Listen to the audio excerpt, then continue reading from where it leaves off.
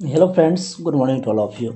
आज के इस वीडियो में हम लोग बात करेंगे मुख्य रूप से क्या कि जो प्रीवियस वीडियो मैंने बनाया था, जो noun clause, adjective clause, adverb clause and phrases and clauses के ऊपर तमाम तरह के जो मैंने वीडियो आप लोग को दिया, प्रोवाइड कराया था, उन तमाम तरह की चीज़ों को लेकर उसमें बेस्ड जो एमसीक्यू है उसको करेंगे। और जो एमसीक्यू होगा वह आपका प्रीवियस ईयर क्वेश्चन का होगा, जैसे सीटेट हो गया, UP TET, REET, D triple S B, KVS, तमाम तरह की जो भी टीचिंग एग्जाम है उसमें जो भी क्वेश्चन आए हैं उन्हीं क्वेश्चन को आज हम इसमें डिस्कस करने वाले हैं। तो चलिए स्टार्ट करते हैं हम लोग।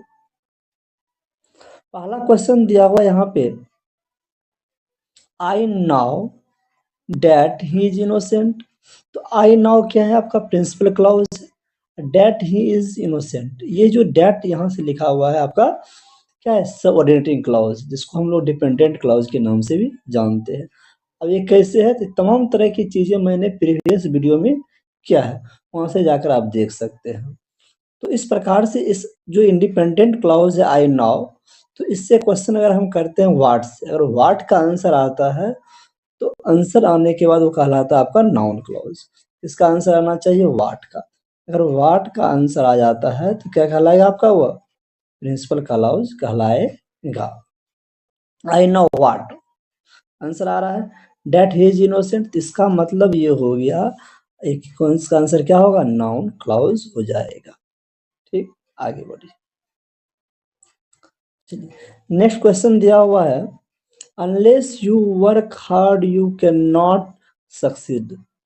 यहाँ पे देखिए कंडीशन की बात कर रहा है, अनलेस यू वर्क हार्ड। तो यहाँ पे इस वर्ड को देखिए, अनलेस लिखा हुआ है। तो जब भी आपको सेंटेंस में अनलेस नजर आए तो आसानी से उसको हम कह सकते हैं क्या है आपका, एडवर्बियल क्लॉज है ये आपका।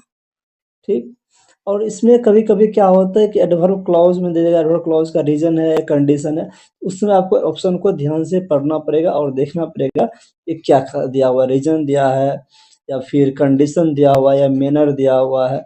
उन तमाम तरह की चीज़ों को देखना देखना पड़ता है। बट यहाँ पे क्या है, नाउन क्लॉज है, एडवर्बियल क्लॉज है, एडजेक्टिव क्लॉज है, ये 3-4 ऑप्शन दिया हुआ है, तो इसके हिसाब से हम लोग इसको क्या किए, एडवर्ब क्लॉज कह दिए। आगे बढ़ते हैं। नेक्स्ट दिया हुआ है, the boy who stood first is my brother. तो यहाँ पे देखिएगा बॉय के बारे में बात की जा रही है, द बॉय लिखा हुआ है, who stood first is my brother. इस बॉय जो नाउन है, इस नाउन के बारे में क्या है कि एडिशनल इंफॉर्मेशन आगे दी गई है। तो जब किसी नाउन के बारे में आगे एडिशनल इंफॉर्मेशन दिया गया हो तो क्या कहलाता है आपका, एडजेक्टिव क्लॉज कहलाता है। आगे बढ़ते हैं हम लोग। नेक्स्ट लिखा हुआ है यहाँ पे, she sings because she is happy. तो यहाँ पे she sings because she happy, तो यहाँ पे रीजन बता रहा है, वह गाती है, क्यों गाती है, क्योंकि वह खुश है। रीजन बता रहा है गाने के पीछे क्या रीजन है, तो खुश है। तो ये क्या हो गया आपका, इसका आंसर क्या हो जाएगा, एडवर्बियल क्लॉज ऑफ रीजन हो जाएगा। Next, I don't know where he went. तो यहाँ से देखिए, इसको पढ़ने के बाद समझ में आएगा, आई डोंट नो। इससे क्वेश्चन अगर हम करते आई don't no, I don't know what, what का आंसर आ रहा है, वेयर ही वेंट आ रहा है। तो ये जो व्हाट का आंसर जब आता है तो उससे क्या करते हैं हम लोग, उसको कहते हैं नाउन क्लॉज कहते हैं। आगे बढ़ते हैं हम लोग। देन उसके बाद लिखा हुआ यहाँ पे, ऑल दो he was tired he finished his homework. तो जब भी ऑल दो लिखा हुआ तो ये ऑल दो क्या है कि एडवर्ब को बात करता है, एडवर्ब क्लॉज की बात करता है। और ऑल दो साथ ही साथ कंसेशन की बात करता है, अपोजिट आइडिया कॉन्ट्राडिक्शन की बात करता है यहाँ पर ये।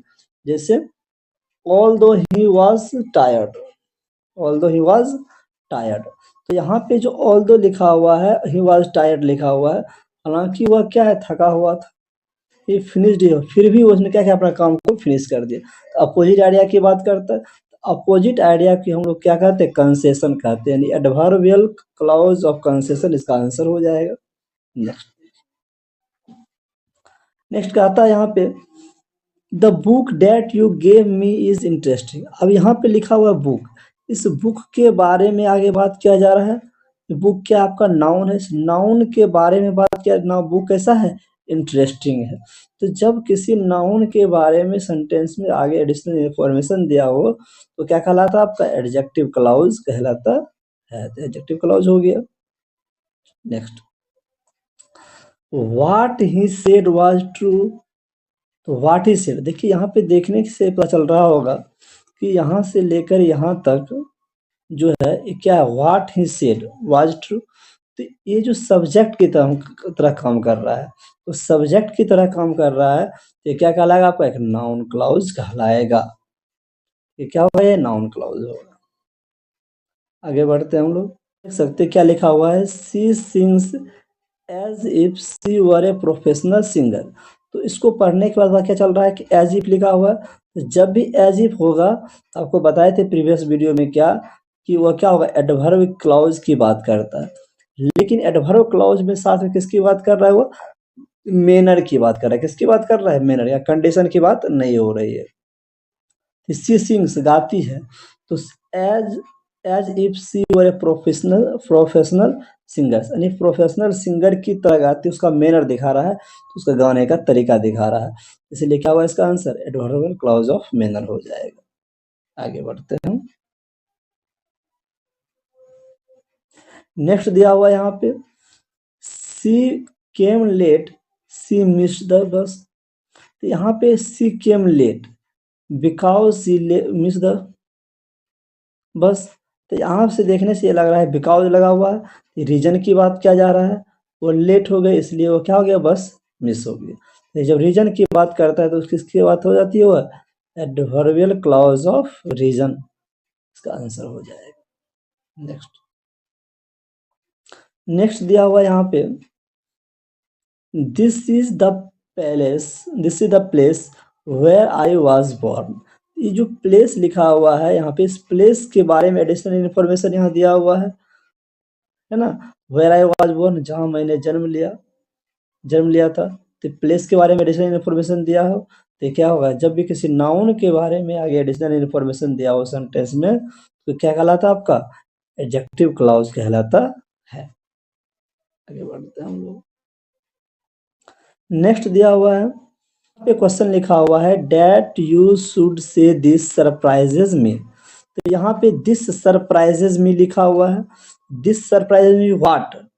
Date you should say. तो यहाँ पे दिस सरप्राइज इंडिपेंडेंट क्लॉज है, दिस सरप्राइजेज मी। तो यहाँ पे सब्जेक्ट की तरह दिस काम किया और वर्ब की तरह सरप्राइजेज और मी ऑब्जेक्ट की तरह काम किया। तो ये क्या हो गया आपका? इंडिपेंडेंट क्लॉज हो गया, अर्थात ये प्रिंसिपल क्लॉज हो गया। इससे हम क्वेश्चन करते हैं व्हाट से। किससे क्वेश्चन करते हैं? व्हाट से क्वेश्चन करते हैं। और व्हाट का आंसर आ रहा है, क्या आंसर आ रहा है? That you should say. तो यहाँ पे जो आंसर आ रहा है, इसलिए क्या होगा? ये आपका नाउन क्लॉज हो जाएगा। देन उसके बाद आगे हम लोग देख लेते हैं। नेक्स्ट लिखा हुआ यहाँ पे, I will go if it doesn't rain. कहता है आई विल गो, मैं जाऊंगा, इफ इट डजेंट रेन, अगर बारिश नहीं होती है। तो इफ इट लिखा हुआ है, तो जो इफ इट लिखा हुआ है किसकी बात कर रहा है यहाँ पे? एक कंडीशन की बात। किसकी बात कर रही है? कंडीशन की बात कर रही है। तो क्या होगा आपका? एडवर्बियल क्लॉज ऑफ कंडीशन हो जाएगा। आगे बढ़ते हैं। नेक्स्ट लिखा हुआ यहाँ पे क्या है? The girl who is wearing A red dress is my sister. इस गर्ल के बारे में देखिए हो रहा है, गर्ल क्या है? नाउन है। नाउन के बारे में आगे एडिशनल इंफॉर्मेशन दिया है कि जो रेड ड्रेस पहनी हुई है वो मेरी सिस्टर है। तो गर्ल के बारे में दिया हुआ एडिशनल इंफॉर्मेशन, गर्ल क्या है? नाउन। तो जब नाउन के बारे में कोई चीज बात की जाती है एडिशनल इंफॉर्मेशन के रूप में सेंटेंस में, क्या कहलाता है आपका? एडजेक्टिव क्लॉज कहलाता है। आगे नेक्स्ट यहाँ पे लिखा हुआ है, we hoped that he would win the match. इस सेंटेंस को पढ़ने से पता क्या चल रहा है? We hoped what? सेंटेंस को पढ़ने से पता चल रहा होगा क्या लिखा हुआ है? We hoped. अगर क्वेश्चन करे वी होप्ड व्हाट, अगर व्हाट से क्वेश्चन करे, व्हाट का आंसर अगर आ जाता है he would win the match आ रहा है, अर्थात ये क्या हो जाएगा आपका? नाउन क्लॉज हो जाएगा। आगे बढ़ते हैं हम लोग। Although it was raining he went out. Although लिखा हुआ है, तो जब भी ऑल्दो, द, ये सब जो नजर आता है, सब क्या होता है? एडवर्ब क्लॉज होता है। और साथ ही साथ ये क्या करता है? कंसेशन की बात करती है, कॉन्ट्रास्ट आइडिया की बात करती है, अपोजिट आइडिया की बात करती है। इसका आंसर क्या हो जाएगा आपका? एडवर्बियल क्लॉज ऑफ कंसेशन हो जाएगा। ठीक है, आगे बढ़ते हैं हम लोग। नेक्स्ट दिया हुआ यहाँ पे, I remember the day when we meet for the first time. तो इस सेंटेंस को पढ़ने से पता चलता होगा यहाँ पे आई रिमेम्बर द डे, इस डे को देखिए, इस डे के बारे में एडिशनल इंफॉर्मेशन दिया हुआ है। Remember the day when we meet for the first time, यानी फर्स्ट टाइम जो मिले तो मुझे रिमेम्बर है, तो कौन सा? तो वो दिन के बारे में बात कर रहा है। तो दिन क्या हो गया? नाउन। नाउन के बारे में जो आगे एडिशनल इंफॉर्मेशन दिया हुआ तो क्या कहलाता हुआ? एडजेक्टिव क्लॉज कहलाता है। नेक्स्ट देखिए, नेक्स्ट लिखा हुआ it is important that you complete your assignment. तो यहाँ से देखने के बाद पता चल रहा होगा इट इज इंपॉर्टेंट लिखा हुआ है, तो इट इज इंपॉर्टेंट लिखा हुआ है, इट इज इंपॉर्टेंट व्हाट। अगर क्वेश्चन करे व्हाट से, तो व्हाट का आंसर क्या आ रहा है? That you complete your assignment.